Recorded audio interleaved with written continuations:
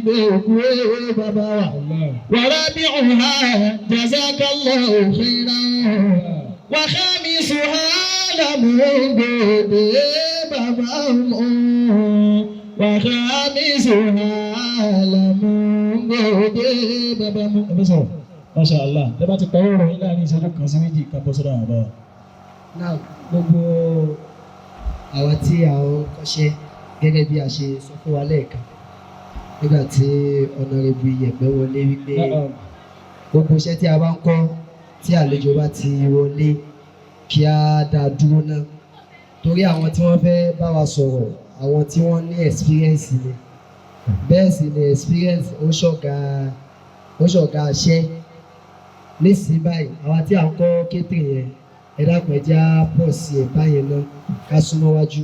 ká yí àga wa sí. bẹ́ẹ̀ ṣe gbádùn bàbá wa Iyẹ̀pẹ̀ wàláyé ẹ gbádùn ọ̀gá púpọ̀ bàbá wa Mọ̀lánà Sheikh Al-Hareery bàbá alápọ̀nlé tí wọn ò yé máa wù alápọ̀nlé ayatun min ayatillahi al-kubra. Allahu hayata Sheikh. bàbá wa mi ọlọ́run àfáà tó rí ayé tí a bá pe àfáà wá sí púrógámù yìí kì í ṣe àfáà lásán mo fi àkókò yìí mo fi ń gbogbo àwọn tó kù ní ọ̀rùn kọ̀ǹpútà ìjìnlẹ́rì alákọ̀ọ́jà sọ́kíà ẹ̀sùn síwájú báwọn ẹ wá gbọ́wọ́ bàbá alákọ̀ọ́jà sọ́kíà bàbá tí wàá sọ fèrè lẹ̀ ẹ bẹ̀rẹ̀ iṣẹ́ padà tó bá ti di 6 o'clock àti yàǹda yín kò sí púrógámù kankan tá a ṣe látàárọ̀ bàbá lẹ́yìn wípé bí àwọn àlejò bá ti dé kí wọ́n sọ̀rọ̀ kí wọ́n sì máa kọ́ iṣẹ́ wọn lọ bàbá ó inspire wa wọ́n sì motivate wa wọ́n sì sọ táwọn náà rí sínú nǹkan tí a gbé lẹ̀ yìí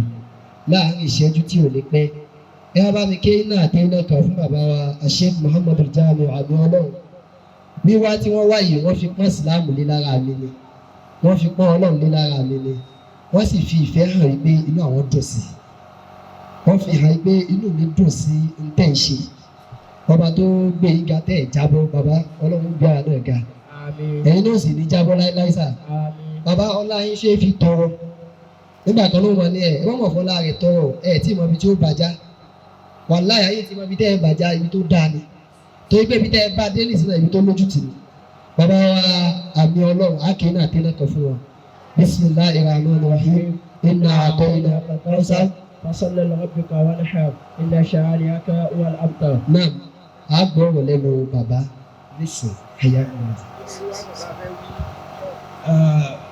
صلوا على النبي الكريم اللهم صل وسلم على سيدنا محمد وعلى آله وأصحابه وأزواجه وذرياته وآل بيته وسلم تسليما آمين. mo kí wa kú oríire. Alhamdulillah.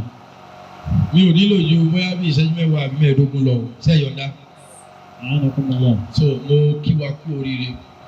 Masha Allah. kí ló jẹ́ kí n kí wa kú oríire ni wípé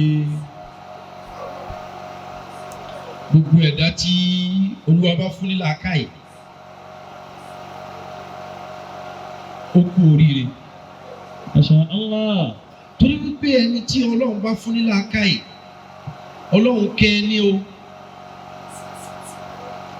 Ọlọ́run kẹ́ ẹ ní o. Aya Al-Qur'ani sọ fún wa nìkan ó lè tún bá fún làákàyè kan ní uti Allahu khayran kaseera. Yu'til hikmata wa yasha'u wa man yu'tal hikmata faqad utiya khayran kathira. ní ṣe bí ẹni tí ń ṣe wáàsí ọ̀rọ̀ ní ká sọ. torí pé láàrin wa we have Muslim, we have Christian. I believe we have free thinkers too. So fún díẹ̀ yìí a jẹ́ kó wà moderate. Bẹ̀rẹ̀ ṣáájú ohun gbogbo ẹ jẹ́ kí n kí ẹni tí Latifu méjì papọ̀ nínú orúkọ ẹ̀.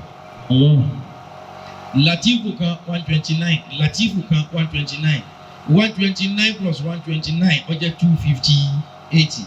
258 ló wá bí Ibrahim. Allah. So Latifu méjì níbẹ̀ nù Ibrahim kan. A'anakumullah. ló fi jẹ́ pé gbogbo Ibrahim láyé tí wọ́n bá fẹ́ dára wọ́n dá ní àrà tó jẹ́ pé you have no option than to join hands with them or to jealous them. Allah. So sometimes we have to think deeply before we name our children any name. Because any name we give to our children will surely and definitely follow them, directly or indirectly. Tẹ́lá gbogbo Ibrahim látòrí ọba àlọ́rin Ibrahim ṣé ẹ̀wọ̀n pé títóbi ń bẹ lára wọn. Àfa àgbà pè lánàá sí àgbà Sheikh Ibrahim Niyas. Ẹ̀wọ̀n wípé títóbi ń bẹ lára Ibrahim. Bàbá Sheikh Ibrahim Ọlọ́ngbẹ́bẹ̀, bàbá Sheikh Ibrahim Ayédè, bàbá Sheikh Ibrahim Ajo, Ibrahim General. Tẹ́bà gbogbo àwọn Ibrahim yẹn, Ibrahim Babangida. Ẹ mọ̀ pé àwọn tí wọ́n jẹ́ Ibrahim yìí tó bá fẹ́ ṣe wọ́n á ṣe é gan-an débi pé. Wà á sì ìbáwí Ibrahim al-qawaida min al-bayti wà á sì máa ní ṣe wá sí ọ̀rọ̀ ní ká sọ sẹ́. Masha Allah. Afáwa ni mò ń kí o, Al-Hareery, Muhammad Yusuf Ibrahim. Masha Allah. Kódà bí Ibrahim bá jókòó bàbá fún yàn, oríire ni fún yàn. Ẹ wo bàbá làwọn àná Ibrahim. Alayhi salatu wa Kódà salam. ẹ wo wíṣkì tí ń kọrin Ibrahim ni. Masha Allah. Ibrahim ni orúkọ wíṣkì. Ó sì ń mi ìlú, sì ń mi ayé. Ká máa ti sọ bàbá wa àgbà Ibrahim Saheed. Allahu ta'ala anhu. So Sheikh wa Ibrahim Yusuf Al-Hareery ẹ̀bùn olúwa. Moki, I really appreciate you sincerely, and I must commend your good heart. Ohun tá à ń sọ fáwọn èèyàn wa ní kì í ṣe gbogbo ìgbà ní kọ́lá Rasul, kì í ṣe gbogbo ìgbà ní kọ́lá Allah Ta'ala. Sometimes we just have to think. Where you need to use your sense, you can't use verse of Quran, you can't use verse of Bible. You just have to put on your thinking cap. Think deeply. Think toward the right direction. Don't stand idle. Pàápàá jùlọ gbogbo àwọn èèyàn tá a jókòó sí àfáàní mo ń ṣe ṣe kálukú ọ lọ wá ṣe go and work. Lọ wá ṣe. Mi ẹjọ́ bá bínú èmi ò pé kí ẹ má bínú. Wọ́n á ní àmì Ọlọ́run tó dé. Yes, mo tó dé.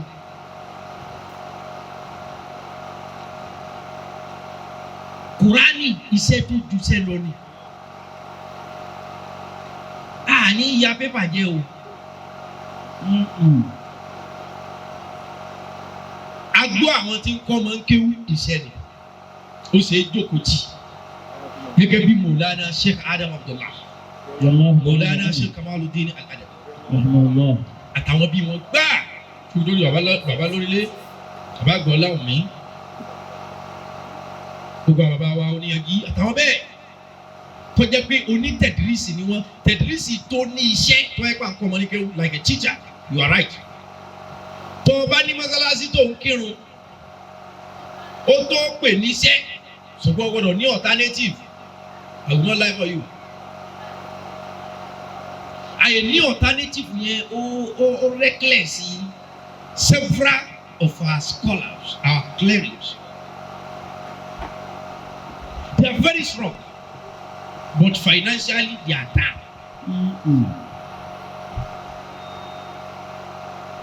Gbogbo àwọn mùsùlùmí sì wò ṣiṣẹ́ ìrun náà ni wọ́n ń kí ní Saudi, àwọn sùrẹ́mì ìrun náà bẹ́ẹ̀ tí ibi táwa bára wà yìí tó wọ́n bá pọ̀ jù lọ́wọ́ àfa orúkọ kókó ni wọ́n tún mọ̀ pé mi ò 10 minutes tí mo fẹ́ fúnra mi sí 15 minutes ọ̀rọ̀ ló kọ́ push mi lọ síbẹ̀. Ẹ wo idea tí Al-Hareery tí wọ́n put on pé 1 week empowerment program empowerment. Ẹni tó mọ̀ nípa ọṣẹ kó kọ́, ẹni tó mọ̀ nípa cake kó kọ́, ẹni tó mọ̀ nípa computer engineering kó kọ́, shoe making gbogbo ẹ̀ la ń kọ́ right now, shoe making, computer engineering, soap making, photography and graphic design. Wọ́n náà tún wà mẹ́ kí àáfà kó wò pé káwọn èèyàn wá free. Allahu Akbar. Iṣẹ́ ìjọmọlúàbí ni wọ́n ṣe. Ọlọ́run ló wá máa ń ṣẹ̀san ìjọmọlúàbí. Allah. Iṣẹ́ ìjọmọlúàbí yẹn la ní káwọn èèyàn wa ń lọ bẹ̀rẹ̀ la fi ń pé humanity comes before religion. Allah. This is service to humanity. Ohun tó ń ṣe nísìnyí àwọn àlè sọ pé wọ́n ṣe fọ́lọ́run. No, it's a service to humanity. But only reward can come from God Almighty. Inshallah. Your reward is fully loaded. Be rest assured. Amen. Ìfitọ́mọnìyàn ṣe yẹn má jẹ́ ká jẹ́ kó borí ẹ̀sìn. Ẹ wo ojú bàbá yìí ṣe wá sọ pé Muslim nìkan lòun fẹ́ mí. Ẹ lè má rẹ̀ yàn kankan. Allahu Akbar. Bẹ́ẹ̀ tí ká wúlò fúnra wa. Ohun táwa advocate ni. Ohun tẹ́ ẹ ṣe ìdùn mẹ́rin bí ẹnìkan. Ó dẹ̀ gbọ́dọ̀ dùn mọ́ gbogbo ọ̀jọ̀gbọ́n. Mo kí Honorable Yepẹ̀. Ajiwa Abdulhakeem wọ́n ti wá. Ọlọ́run àbá kún wọn lé. Amen. Ohun tá à ń sọ èjé ká lọ wá sẹ́ẹ́. Ayé Al-Qur'ani kan nù Baqara kan ní wàlá kiri kan wàlá tó kú bí aydikum ila tahalukat. Wa anfiqu fi sabilillahi wa la tulqu bi aydikum ila tahaluka. Olúwa ní ìsọmú yìí pé. Wa anfiqu fi sabilillahi wa Ohun tẹ́ jẹ́ ọkọ̀ ṣáájú pé wa anfiqu fi sabilillah. sabilillahi. Gbogbo ohun tí n bá fún yẹn máa sin náà fọlọ́ o lè má jowó nìkan. Nípa kò ètè pé bóyá o gbọdọ̀ jowó. Allah. Olúwa ní gbogbo nǹkan tó yẹ kó pọlọ náà ni tó yẹ pé ìmọ̀ ni tó yẹ pé opportunity ni. Ẹ̀yin èèyàn wa ẹ jẹ́ káwọn èèyàn máa lo opportunity yìí. Fi sabilillahi. What you do for yourself will go with you, but what you do for others will remain even after you. Allahu Akbar. Ohun tó o bá ṣe fúnra ẹ ara ẹ ló máa gbé lọ tó o bá ra aṣọ síra ẹ lọ́rùn tiẹ̀ ni tó o bá ṣe make-up tó wọ́n fúnra ẹ ni tó lágo tó wọ́n tó o ṣe whatever fúnra ẹ ni bẹ́ẹ̀ tí ohun tó o bá ṣe fáwọn èèyàn máa ṣẹ́kù even tí wọ́n ò bá sí mọ́. Wa anfiqu fi sabilillahi wa la tulqu bi aydikum ila tahaluka. Olúwa ní gbogbo nǹkan tẹ́ bá fẹ́ ṣe ẹ ṣe fẹ́mi Ọlọ́run ṣùgbọ́n wala tulqu Bi aydikum ila tahaluka. ẹ má fọwọ́ ara yín lọ fa wàhálà síra yín lọ́rùn. Tí èèyàn bá ní ọwọ́ tí ò ṣiṣẹ́ tó bá lè bí ń pa òun ebi ní pa mọ́nàmọ́ná kú o. Allah. Because Ọlọ́run ò kó orí burúkú bá ẹ. Allahu Akbar. Lálùkùrá ìwọlá tó kú bí aydikum. Ila tahaluka. Olúwa ní ẹ má lọ fọwọ́ ara yín ṣe orí burúkú fúnra yín. Wa ahsinu. Olúwa ní ẹ má lọ fọwọ́ ara yín ṣe orí burúkú fúnra yín. Téèyàn bá you are healthy you are okay. Mo ń sọ fún gbogbo àtàwọn àbí lónìí. Don't be ashamed of your hustle. Don't be ashamed of your profession. Kwale mi ni mo ń lu bàtà àǹso. Tìbí tí mo ti fẹ́ jẹun ni. Àkwale mi ni mo ń ṣe àgbàfọ̀ àǹso. Tìbí tí mo ti fẹ́ jẹun ni. Tí mi ò jẹ́lẹ̀. Tí Olúwa bá dá ẹ tó dá pé ọlápá ọlẹ́sẹ̀ ọlálàáfíà ọ̀wá ṣiṣẹ́. Tọ́bẹ̀ lọ jẹun ẹ̀ṣẹ̀ tí ọ̀rọ̀ rẹ bá padà fi já sí iná o ò lè rí àwíjàre kankan. Allahu Akbar. Olúwa fi ní kí n kìlọ̀ fún yín pé ẹ má fọwọ́ ara yín fa wàhálà. Mo dẹ̀ fẹ́ in the last 5 minutes tó kù yìí. Mo fẹ́ kọ̀mẹ́ndì ẹ̀yin obìnrin, ẹ̀yin youth tẹ wá síbi 1 week empowerment tí a fa wa gbé kalẹ̀. Mo fẹ́ kó dá yín lójú ẹ̀. Àná Ibrahim dúró báyìí. Alayhi salatu wa salam. Ìyá àtẹ́ni sáwọn mọ̀lẹ́kà tó ń gbà lálejò. Ọlọ́run fúnra rẹ̀ wá bá àná Ibrahim sọ̀rọ̀. Kí ẹ lè mọ̀ bí Ọlọ́run ṣe appreciate obìnrin tó. Ọlọ́run fúnra rẹ̀ kò wá bá àná Ibrahim sọ̀rọ̀. Ó wá ní káwọn mọ̀lẹ́kà ọmọ báyàwó rẹ̀ sọ̀rọ̀. Despite pé Ibrahim ló gbà wọ́n lálejò, òun ló fa fábà ṣàrì náà hà. Allah. Ẹ rí i pé wọn ò ta sáà ní Ibrahim bá ṣàrì náà hà. Allah. Ọkọ rẹ̀ ló gbà wá lálejò Ọlọ́run ẹ̀yìn mọ̀lẹ́kà bàṣẹ́dì náà ọmọbìnrin tí ń yọjú lẹ́nu ọ̀nà ẹ̀ bàṣẹ́dì náà ẹ bá a sọ̀rọ̀ ẹ fún ní ìròdùnú. Allah. Fúnra Ọlọ́run pe àwọn obìnrin kan dá sọ̀rọ̀ fúnra Ọlọ́run jẹ́ kí ẹnu àwọn obìnrin kan ó tó ọ̀rọ̀ níwájú ẹ̀ kódà nínú wọn níyàwó Fìráúnà wà. Don't see yourself as a second-class lady. You are a diamond. You are a treasure. You are more than a gold. Just be focused. Inshallah. Don't be deceived. Ẹni tó ń dá ẹ láàmú tó ń lé ẹ káàkiri tó ń text yẹn kò ní ju jíǹsì mẹ́ta lọ, irọ́ ló ń pa. Allah. Irọ́ ni máa gbà fún máa dá lóhùn. Scam ni. Masha Allah. Ṣé báwa náà la jókòó yìí? Ohun tí mo fẹ́ sọ fún yín ni pé the future is so bright. Ọjọ́ ọ̀la yẹn dá. Ẹ má jẹ́ kí nǹkan tí ò wúlò kan contaminate ọjọ́ ọ̀la yín. Ẹ ní focus. Lóòótọ́ ẹ̀sìn àní sọ̀rọ̀ ẹ̀sìn much. Ẹ̀sìn gba àwọn àsìkò kan fún obìnrin láti lọ́kọ láti ṣe kankan. Ṣùgbọ́n ibi tí ayé dé lónìí, téèyàn bá yẹ rọ́ọ̀sì lọ, á rọ́ọ̀sì padà o. Kò sí ọkùnrin tó fẹ́ liability. You have to put something on table. Àjọba wa ṣí àyè. Ìyàwó mi náà try. Òun ló dí bíbà. Òun ló dí bíbà. Òun ló dí bíbà. O tí ì ní kankan dínú láìpù jẹ́ ọkọ fẹ́ lọ kó wàhálà bẹ́ẹ̀ nìkan. Bó o ti lọ lọ́ padà. Allah. Ẹ̀yin obìnrin wa tí ẹ fààyè sílẹ̀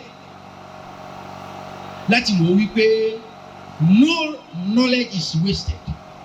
Kò sí ẹ̀kọ́ kankan tó gbé.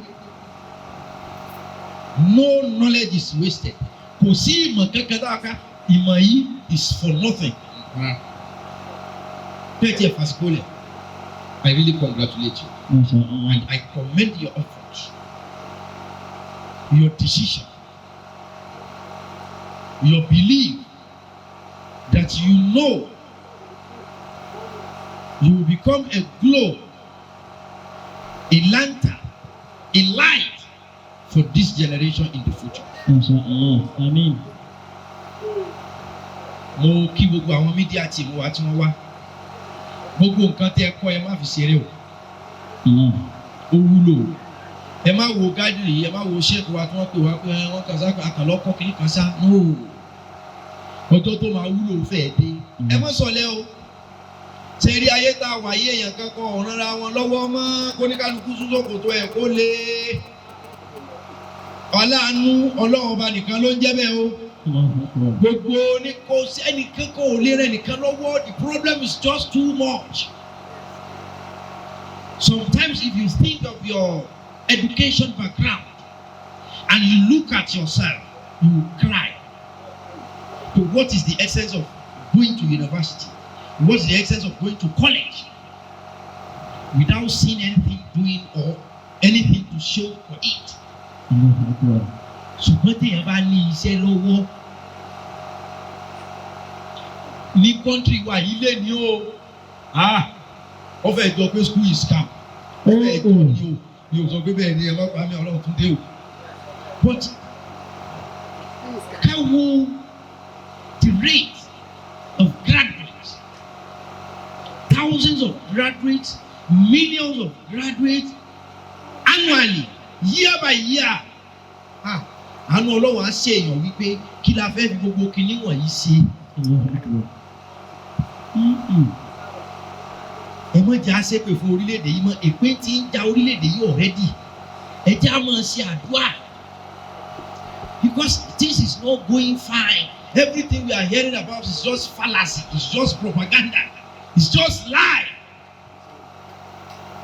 Níbo ni iṣẹ́ wà ta ló ń ṣe? Níbo ni iṣẹ́ wà? Nínú àwọn àlejò tó dá mi dúró tí mo fi pé ìbátidé ti pé wà láà.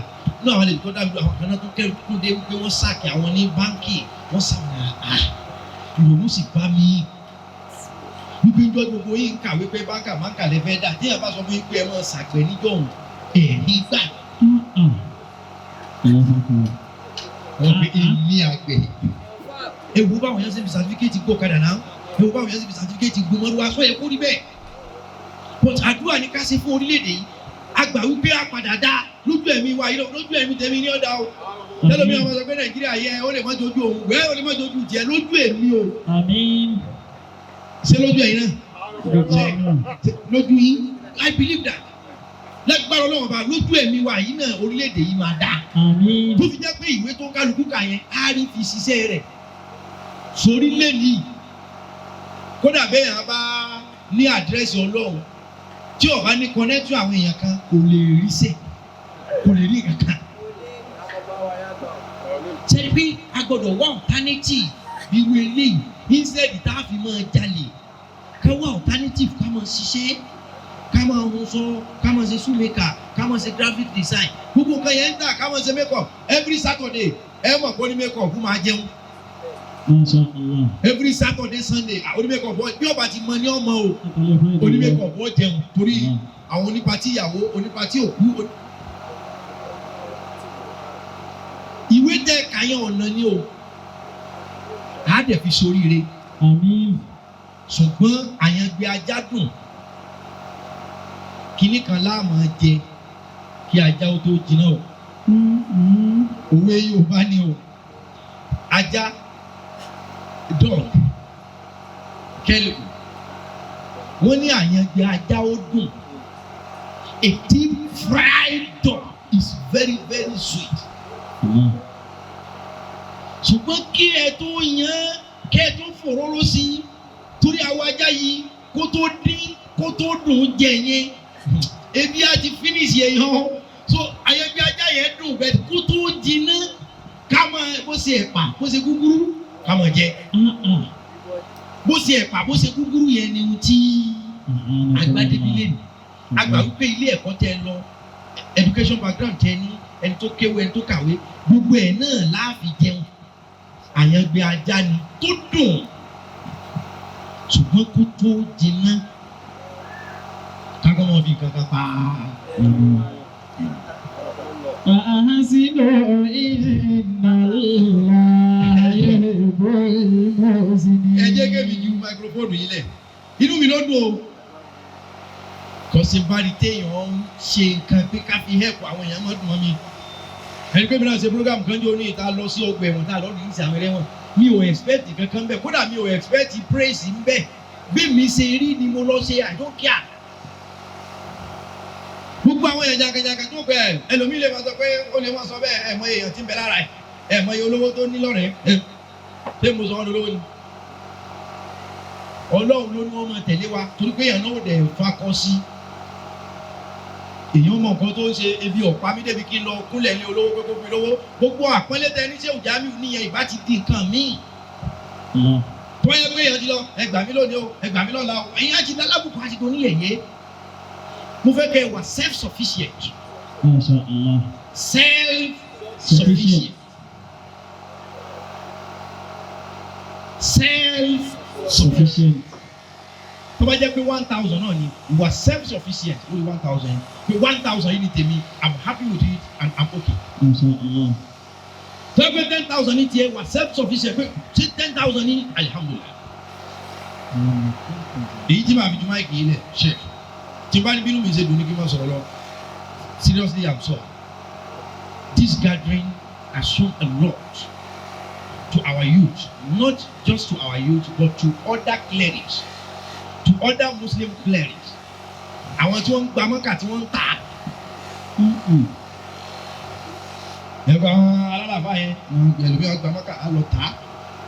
Wọ́n á ní kẹ́lòmíì ò dáwó sí mọ́sálásí. Gbogbo atrocities owó ẹran tílé ẹ bá tọ́ báyìí lóbi òtún máa lọ ta ẹran léyà torí ó ti gba ẹran lọ́wọ́ àwọn èèyàn pé àwọn ọmọ òrukàn pọ̀ lọ́dọ̀ wa ọ̀dà àgírí ọ̀tá mọ́kà ni o ò lè ná 500,000 lórí irú ìjókòó yìí kó o fi help ọjọ́ ọ̀la àwọn ọ̀dọ́. You can't spend 500,000. But àti ṣé yìí kọ́ ó ṣòro tá a bá wá rẹ́ni tó ń ṣe àfikà yìí. Èyí tí mo fi kẹ́yìn ni pé ẹ jọ̀ọ́ kò sí ẹni tí life ẹ perfect tán o. Don't condemn yourself. Don't see yourself as a failure. Máa sọ pé lórí táyé tèmi wá rí báyìí. Aṣọ làwọn tó ń jealous yẹn fi gbé o tiwọn náà perfect o. Tùràrí olóòórùn tó rùn dáadáa ló fi gbé o kò wá òkè rárá o. Ayé package ni o, don't condemn yourself because you see some other people are doing fine. Mọ́tò gbèsè lẹ́nu orí ń kú o. Èmi ti rí èèyàn tó lọ ó máa lọ àwọn àti àwọn ọlọ́run kẹ́ ni wà ó jẹ́ wá o. Èmi máa ń rò pé ọlọ́run kẹ́ gan ni. Àwa lọ ibi tí wọ́n ti ń ta mọ́tò ńláńlá ìtọ́gbà láti Lexus 460 lálá ẹ̀ wọ̀n láì lọ́dọ̀ àti yọ̀ọ̀kan lọ́dọ̀ àwọn tí ta mọ́tò ó wà ní wọ́n lè san 500,000 pé òun fẹ́ lo mọ́tò lóṣù mẹ́ta òun fẹ́ lo mọ́tò yẹn lóṣù kan but that is wrong. yóò wá máa lo lóṣù kan yẹn táwọn máa tó tún ti ra omi lóṣù kan bá ti wá pé yọ̀ọ̀dà padà yóò tún lè fẹsẹ̀ rìn bíi 2 weeks kan yóò wá tó pé mọ́tò kan bọ̀ ni òun ti tà yẹn yóò máa tó gádùn owó kan bíi 350 sí 500 yóò tún lọ ó ti wá rò pé ọlọ́run láàyè ẹ má lo fake life ẹ sọ pé èmi lélẹ́yìí èmi tí n bá tẹ ọlọ́run bí mo ti rí èmi this is me either you like it this is me either you don't like it this is me I myself èmi lèmi I can't compare myself with you don't even compare yourself with me kò sẹ́ni tí life ẹ̀ perfect o à ń jọ ń gbé síra wọn ní o má banújẹ́ torí pé o ò tí ì ṣàṣeyọrí kankan má banújẹ́ torí pé o ò tí ì dá ilé gbà má banújẹ́ torí pé o ò tí ì dá ṣọ́ọ̀bù tiẹ̀ ní má banújẹ́ torí pé o ò tí ì máa lo mọ́tò àbó o tí ì máa ṣe pẹ́tipẹ́ti business kankan ṣáàjẹ́ kínú ẹ̀ ó dùn pé well tí ẹ̀mí bá wà ìrètí sì wà so far you are still alive there is still hope. Mo sọ fún yín lónìí ẹ dì mú ẹ máa mú lọlé be hopeful and be happy. Be hopeful and be happy. Tí o bá ti ṣe gbà kó máa ṣe tí o bá ti dá gbà kó máa dá mo wá dunnú pé èmi ò ní para mi ò ní ronú ìrònú ọ̀sán gbèsè be hopeful and be happy. Set dídú wọ àmṣe. Set dídú wọ àmṣe. Be hopeful and be happy. Ẹni retí ẹ̀dẹ̀jẹ̀ kínú yóò dùn bínú ẹ̀dá ò bá dùn gbogbo tó ń kọ́ ilé látàárọ̀ yóò lè yé ẹni tí inú ẹ̀ ò bá dùn á ti gbàgbé torí inú ẹ̀ ò dùn bínú èèyàn ò bá dùn yóò sọdá níbi tí ò tiẹ̀ kó sọdá ọkọ̀ máa gbá bínú èèyàn ò bá dùn kódà bí máa ń ṣàdúrà kò ní mọ bí àdúrà tó yẹ kó wọ́n ṣe ẹ̀jẹ̀ kínú yóò dùn under whatever circumstances or condition you find yourself be hopeful and be happy. Subhanahu wa ta'ala. Rabbil izzati amma yasifun wa salamun ala al-mursalin walhamdulillahi rabbil alamin. Ẹ sọ pé Allahu akbar. Àwa aláì ẹ̀yin lẹ́kọ̀ọ́kọ́ gba àtẹ́wọ́ láyè yìí báyìí. Aláì tàláì ẹ gbà inú gbogbo wa sì dùn. Àwa kí n tó sáré sọ̀rọ̀ kan ẹ dákun ẹ̀yà mi ìṣẹ́jú márùn-ún. Mo kí ọ̀rẹ́ mi àtàtà àṣẹ Al-Hareery. Àmín Jeish ọ̀nà àwọn mi. Ọlọ́run ní tí ó bàjẹ́. Mo ti fẹ́ kí àwọn àmì ọlọ́run lẹ́ẹ̀kan. Ó ti kó wàhálà bá mi. Ó yìí ti kó dààmú bá mi. Bàbá wa àmì ọlọ́run ẹ̀sùn kan lẹ́ẹ̀kan ọ̀run ńlá ni. Wípé prógámù yìí yóò ta ọ̀pọ̀lọpọ̀ èèyàn jí. Ìgbà tí bàbá wa yẹ pẹ́ dé àyè. Wọ́n sọ pé fàyè táluwọ́. Bóòlù ṣiṣẹ́ prógámù yìí náà. Ọwọ́ àwọn orí ìbáyìí káàkiri. Bóòlù ṣiṣẹ́ lè náà. Bóòlù ṣiṣẹ́ lè wọlé. Láwọn bàbá wa yìí àwọn sọ pé pẹ̀lú ìyọ̀ǹda ọlọ́run ìlú ló sì ṣe àti wá rí àáfàá tó lé mẹ́wàá tó ń dé pẹ̀lú ìyọ̀ǹda ọlọ́run ló sì ṣe prógámù yìí. Èyí tá a ṣe ń jò ní tẹ́ lọ́gbà ẹ̀wọ̀n ọlọ́run ló mọ iye èèyàn tẹ́yìn náà ti tají tẹ́ lọ́gbà àwọn èèyàn lẹ́ẹ̀tẹ́ sí tọ́jú àwọn èèyàn lọ́gbà ẹ̀wọ̀n ọ̀pọ̀lọpọ̀ èèyàn náà ti rí lẹ́nu pé èmi náà lọ. Bàbá wa lọ bẹ̀ lọ́la tá a ṣe gudugudu méje yàrá mẹ́fà iwájú labayé ẹ̀yin ni asábìkú lil khairat. Bàbá ọlọ́run ní jẹ́ ó bàjẹ́ sà ọlọ́run jẹ́ ọmọ dá sí ẹ dákun àápanupọ̀ àtúnkẹ́ iná àti iná kẹsì aláì ọba yìí wọ́n dá mi lọ́rùn púpọ̀ Maulana Sheikh Muh'd Jamiu àmì ọlọ́run afa to understand ẹ wọ́n wọ́n ti dé ìbàdàn tẹ̀ kan wọ́n dúró wọn nú kọ́lọ̀ kó jọ ọjà rẹ̀ alẹ́kùn ìdùnnú kọ́lọ̀ bá a ṣe fún yín tí a bá ti ké iná àti iná yẹn tán bàbá wa síbẹ̀ wà bá àwa òṣìṣẹ́ kankan wọ́n bá a ya fọ́tò lórí bàbá wa yẹpẹ náà ti ṣe lẹ́ẹ̀kan catering á jáde soap making á jáde lẹ́yìn fọ́tò yẹn bẹ̀rẹ̀ iṣẹ́ yín padà ní o tó bá di tó 6 pẹ̀lú ìyọ̀ǹda ọlọ́run àfa wa àmírù Jeish gbogbo ọláwùmí pátá Al-Hareery tí wọ́n jẹ́ ọ̀rẹ́ tímọ́tímọ́ mi wọ́n wàá ṣe àdúrà lẹ́yìn àdúrà yẹn báyìí á parí prógámù tòní tó bá ti di tó 6 ẹ jẹ́ ká ti máa fi kọ́ síbì kan lẹ́yìn àdúrà náà ẹ dákun ẹ dúró gbọ́ àdúrà bàbá mi ọlọ́run ẹ dákun ẹ jọ̀ọ́ á fẹ́ mọ ṣe prógámù yìí lọ́dọọdún ẹ dákun ẹ bá fi kankan ní sà. Bàbá ní pẹ̀lú ògùn ọlọ́run yóò mọ wọn. Ọlá àdó tí gbogbo wa náà ń support. And inshallah ta'ala kò ní dúró. Bàbá ní lágbára ọlọ́run kò ní dúró. pẹ̀lú ìyànjọ́ ọlọ́run wà láyọ̀ bá. Yeah, assalamu alaikum warahmatullahi wabarakatuh.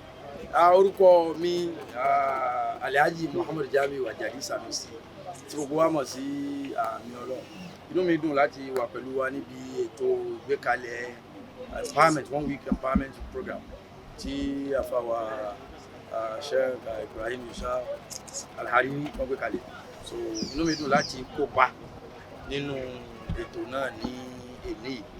Àkọ́kọ́ ń bẹ̀ ni pé mo fi àsìkò yìí rọ gbogbo àwọn yẹn wa kò sí kékeré oore gbogbo nǹkan tẹ́lẹ̀ bá fẹ́ ṣe kó ṣe fọ́lọ́run bá Ọlọ́run máa ṣẹ̀san fún un. Ṣe rí rate of idleness tó wà ó ti pọ̀ jù. A lè sọ pé laziness because laziness lẹ́ni tó ríṣẹ́ tí ò ṣe, idleness lẹ́ni tó fẹ́ ṣe tipa ọ̀ká tí ààyè ò yọ ọkọ̀ ẹni tó gbà fọ́lọ́run tó padà létà wá wà rí gidi pé bó bá ṣe gbà láàmú ti lọ. Gbogbo ẹni tọ́lọ́run kẹ́ ẹ̀jọ́ empower àwọn empower wọn with little thing you can do. Káwọn èèyàn kọ́ṣẹ́ kọ́mọ iṣẹ́ ọwọ́ is very very very important. Iṣẹ́ ọwọ́ kéèyàn kọ́ barbing kó kọ́ shoemaking kó kọ́ graphics and so on and so forth. Ó máa wúlò fún àǹfààní orílẹ̀-èdè lọ́jọ́ ọ̀la. Àwọn èèyàn ń kàwé wọ́n ń jáde bọ̀ iṣẹ́ sọ̀ wọ́n. Bẹ́ẹ̀ bá create empowerment fáwọn èèyàn yóò lọ in a very long way. Mo rọ̀ wá ẹni Ọlọ́run bá bùn. Give back to society, give back to community. Ohun tá a bá ṣe, òun là ó gbà. Gbogbo òkú tá a bá wà, ẹ̀jẹ̀ àṣeré, empowerment ẹ̀tọ́ èèyàn wa create ẹ̀ fáwọn ọ̀dọ́. A lè dí olè kù, a lè dí fraudsters kù. Ṣé rí ọ̀nà ọ̀fun lọ́nà ọ̀run tí èèyàn bá ní okun àti ṣiṣẹ́ láti bọ́ ẹbí bọ́ ara tí ò bá ríṣẹ́ ṣe, èròkérò á bẹ̀rẹ̀ sí ní gba ẹ̀mí ẹ̀. Ó máa jẹ́ kí criminal pọ̀, notorious criminal pàápàá àwọn abẹ̀rẹ̀ sí ní pọ̀, fraudster gbogbo alámọ̀ nǹkan tó ń ṣẹlẹ̀ lórílẹ̀‐èdè àti káàkiri láàrin àwọn ọ̀dọ́ nípasẹ̀ pé kò síṣẹ́ àdèmájẹ àmàmù ẹ̀jọ́ kódà gbogbo ẹni tẹ́ ń lọ mọ́sálásí tẹ́ ń lọ ilé ìjọsìn tẹ́ ń ṣe gbogbo ẹ̀ ìgbàgbọ́ láìsí iṣẹ́ òkú ni níbi yóò tí Ọlọ́run bá ràn yín lọ́wọ́ ẹ create empowerment fáwọn èèyàn Ọlọ́run ló lẹ̀san o àdúrà wa gbà o ìbùkún Ọlọ́run á máa jẹ́ tiwa orílẹ̀-èdè wa Nàìjíríà á máa lọ sókè ẹ̀sìn wa ẹbí wa ayé wa ọ̀nà wa Ọlọ́run nídà kankan ń bẹ̀ o masha Allah la quwwata illa billah subhana rabbika rabbil izzati amma yasifun wa salamun ala mursalin walhamdulillah sallu ala nabiyil karim.